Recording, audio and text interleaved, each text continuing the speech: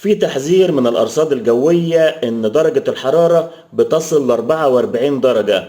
لو خارج من بيتك في الأيام اللي جاية خد بالك، لأن الموجة الحارة مكملة وممكن الحرارة توصل ل 44 درجة في الأيام اللي جاية. والسؤال المهم، الخطر في الشمس بس ولا في حاجات تانية لازم ننتبه ليها؟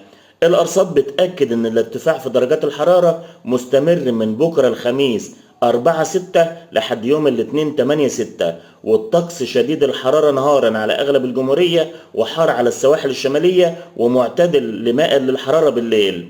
والقصة مش حرارة بس، لأن في شبورة مائية يوميا من 4 الفجر لحد الساعة 8 الصبح على كل طرق شمال البلاد والقاهرة ومدن القناة ووسط سيناء وشمال الصعيد، وده بيقلل الرؤية. وكمان في فرص أمطار خفيفة على الصحراء الغربية بكرة الخميس، وممكن تكون رعدية أحيانا بنسبة 20%.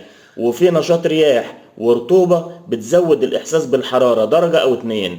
الخلاصة بلاش شمس مباشرة وقت الذروة، اشرب مية كتير وخلي بالك من كبار السن والأطفال.